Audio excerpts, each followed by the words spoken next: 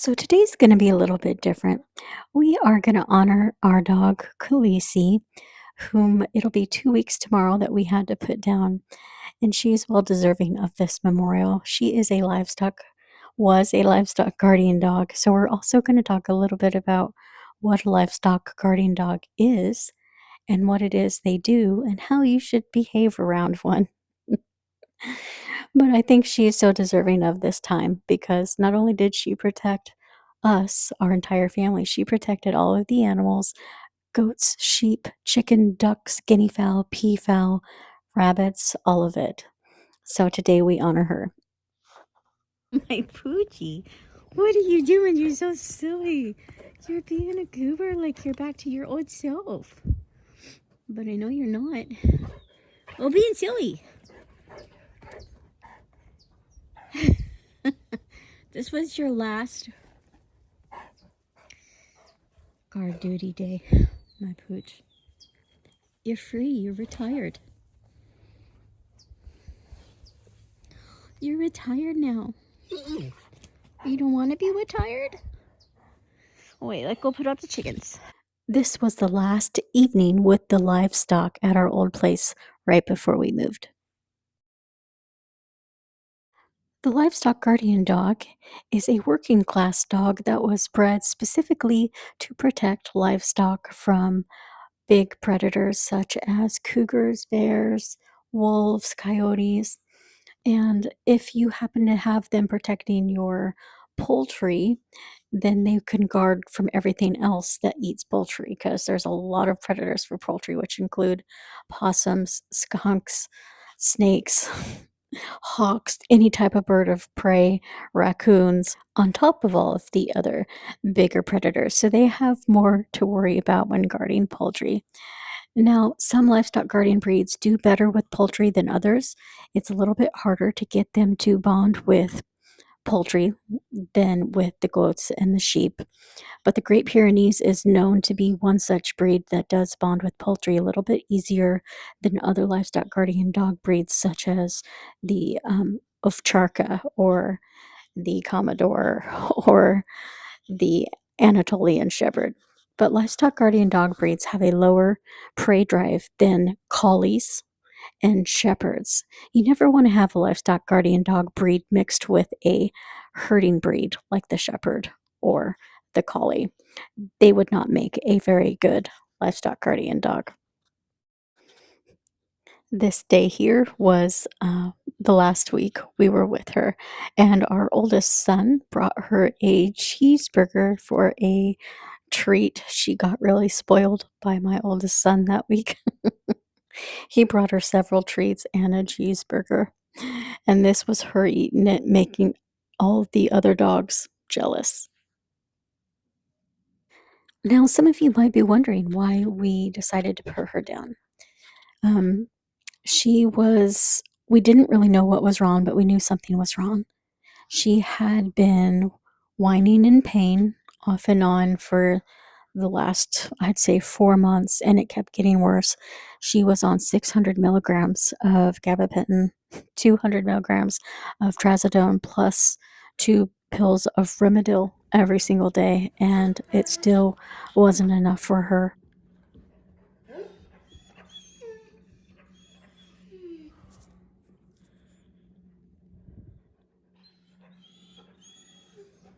This is what she's been doing. You can see here that she was just in pain, and we just kept upping her pain meds, and it just never was enough. She was also losing weight at this point when we took her in. I don't know, I think this was the third time we had taken her in within a matter of a month. Um, she just had lost quite a bit of weight. She was down to 84 pounds, which for her was really light. Every time we would give her pain meds, she would throw up. So obviously something major was going on. As a matter of fact, after she lost the weight, within 2 months, not only did she gain her weight back, but then she gained an extra 25 pounds. And that's without not eating regularly. That's kind of what my mom did when she had cancer. She lost weight at the beginning, and then as things progressively got worse, she just got so swollen and water weight. And so I know something major was going on with her. We had been battling something for the past 2 years. 2 years ago, we had a benign tumor removed off of her neck, and maybe it didn't get it all, who knows. And then last August, she had what the vet thought was tetanus. We had given her a tetanus vaccine. We ran her through all the antibiotic protocol, several different types, some parasite medicine, and she got better for a while.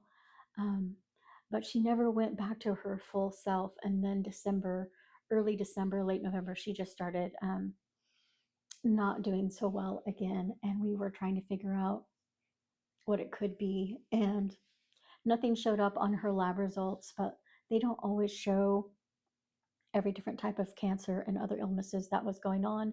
She had like what you would say doggy dementia with a person, kind of sundowners, acting aggressive at night, 5 p.m., 6 p.m. on the dot. As soon as it would get dark this winter, she'd act it out and be aggressive. And that was not like her at all. You can see she was very gentle with chickens, and then to just all of a sudden act out against our other dogs. It was heartbreaking to say the least, not to mention scary for not only us, but for our poor other dogs. And so it really, at this point, it didn't matter what was wrong. We could have ran a whole ton of tests, x-rays, MRIs, whatever, but whatever was going on was not going to get better. And maybe we could have prolonged her life by 6 months if we had given her cancer treatment, or a year maybe. But me being someone who has a major chronic illness since I was a little child, I know what it's like to live your life in pain. And I did not want to do that to her. And to be honest, if I could have helped my mom go sooner, I would have, because that was not pretty and that was very painful to watch. And I just didn't want to do this to her. So it really didn't matter what she had. I did not want to see her suffer anymore and prolong her suffering, even if it would have given her 6 more months of life. And that's why we chose to do what we do. And as you can see, this all these pictures of her being in the cone and stuff, that is when she had what the vet thought was tetanus. And we had her do claw removed because she did have a wound on that. So we did that surgery, and that helped for a while, but she really never recovered, and it has been slowly going downhill ever since. And it was just time. And it was sad to see her like this, because she was so loyal and faithful and such a good guardian dog, not just for our livestock, but for us as well. Even in pain, she was guarding, which is what she was doing here in this video.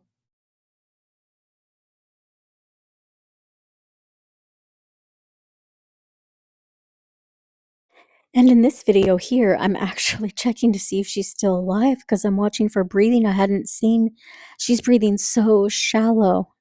It was hard towards the end to even tell if she was alive. And then I finally saw her stomach moving and relaxed a minute. But there were times where she wouldn't eat for 3 days straight. And I was like, oh, this is it, Lee. And then on the fourth day, she would bounce back and start eating again. And that happened a few times. And I was just like, we can't keep letting her suffer like this. That is what made us finally make this decision that we had been pondering for quite a few months. But she was such the best livestock guardian dog. Not only did she protect from huge animal predators such as cougars and bears, but also from human predators. One time she protected me from this guy who came up to our house, and I was out in the pen with her and the chickens, and I said, "Hey, can I help you?" Because he was going right up to the front door. Kind of gave me this not so good vibes. And I said, "Can I help you?" And he's like, "Yeah, I'm here. Oh, I'm just here to sell some meat. I'm starting up the business, and I want to know if you guys are interested in buying any meat." And I was like, "No, no, thank you. We've got enough meat on our own here." And he was very pushy, and he would not take no for an answer. And he just gave me creep vibes. And I did not even have to say anything. Khaleesi comes running around the corner, barking and growling at this guy. I'm on the inside of the fence, he's on the outside of the fence. And I had a word for her. Her name is Khaleesi. If I said Dracaris, she would attack. And I didn't really have to say it because she just read my mind, basically. She knew this guy was a creep. And as soon as she came barking and growling, this guy stepped away. But I kept thinking, what would I have done if I had not had her with me at that moment? I had left my handy dandy extra protection upstairs. I didn't have it on me at that moment. So, anyway, she just was so excellent. I loved her so much. When she was 8 months old, she chased out a couple of like 8 month old cougars. There were two of them. Our property seemed to be the place for wildlife. They felt safe to have their babies there, including deer and coyote, then the cougars, which is what made us decide to get a livestock guardian dog in the first place. I had already been doing a little bit of research for the past couple years on getting one because I knew there was bear and cougar in the area. And we had lost 32, we had a flock of 32 guinea fowl. And the next night we had a flock of two. And there's only one thing that can go that fast and get that many birds in one night other than human catchers with nets. But honestly, if you've ever had guinea fowl, they're really hard to catch. There's only one thing that can catch them, and that's cougars. And it was a family of cougars. A few days after that, my son was outside putting up the chickens that night, and he came in all white and pale, and he could not speak. He was like out of breath. He was speechless. And I was like, "What is wrong?" And he said, I couldn't. And he couldn't say anything. And what had happened was a mother cougar was teaching her young cougars, who were probably somewhere between 6 and a year old, so they're big. She was teaching them how to hunt, and there was the last 2 roosters left to put up, and one rooster wouldn't go in. His name was Franklin. He just refused to go in. He knew they were out there, and it turns out he actually ended up, giving his life for my son, and the cougars took Franklin, and my son made it to safety. And that is what made us decide to get our livestock guardian dog. And she is part Great Pyrenees and part Akbash. And the reason we went with a part Akbash mix and Great Pyrenees is because the Great Pyrenees, if you have a full breed Great Pyrenees, they are known to run off and get out of their fence really easily. So we wanted to mix a little bit of another breed, preferably one that does okay with chickens and poultry, with the Great Pyrenees, so in hopes that she wouldn't constantly escape. And actually, she was pretty good about staying in her fence. She was just so faithful and good, old, reliable, even with me as I go out into the barn area. She's waiting for me on the other side. This is the last evening that I'm going out here and saying basically goodnight to the chickens and goats and putting them up before we sold our property in December. And sure enough, I open the gate and she's right there making sure it's someone who belongs in the barn.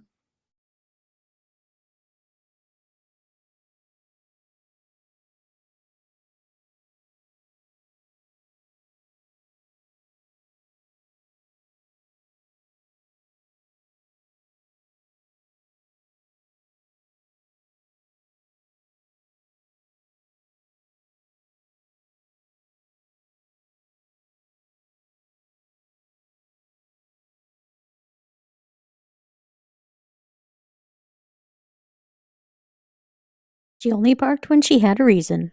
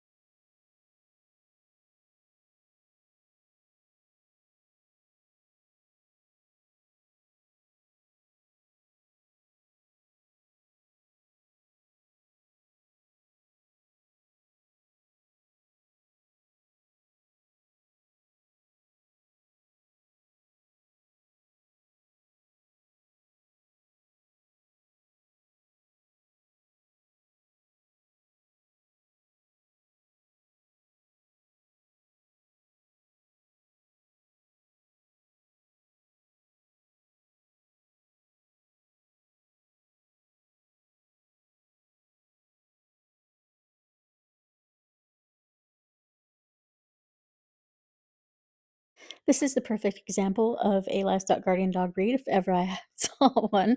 I just said, "Hey, Khaleesi," and she looked at me like she wanted to listen, but then she suddenly heard a noise and she's like, "Nope, I'm not listening. I'm focused on that noise to make sure it's not a predator." If you want a dog that obeys, don't get a great livestock guardian dog. Their priority is safety no matter what you are telling them. Here's a couple clips of her being on guard.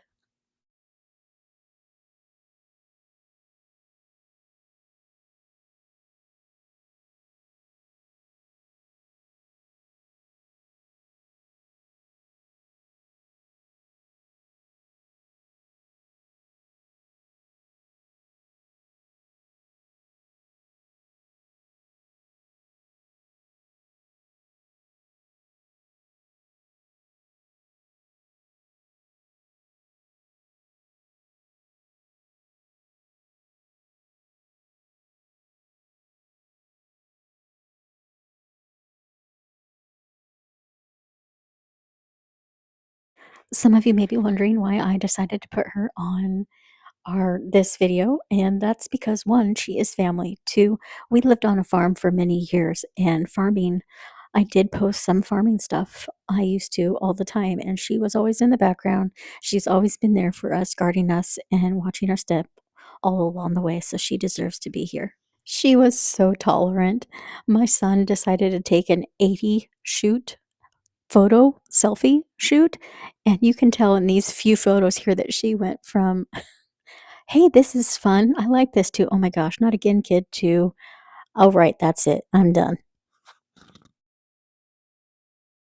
And on Wednesdays, I usually post other stuff that pertain to my life and my lifestyle besides gardening, which I post on Saturdays. And animals are a big, huge part of my life, whether I'm on a farm or not. And so hopefully I will start being able to post more animal videos now that we are not so taken up with our time with Khaleesi.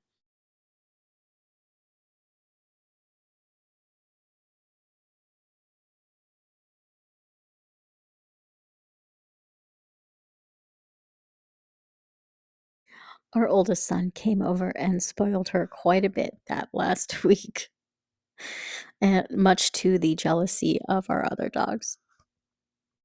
This next clip is of the last morning before we put her down.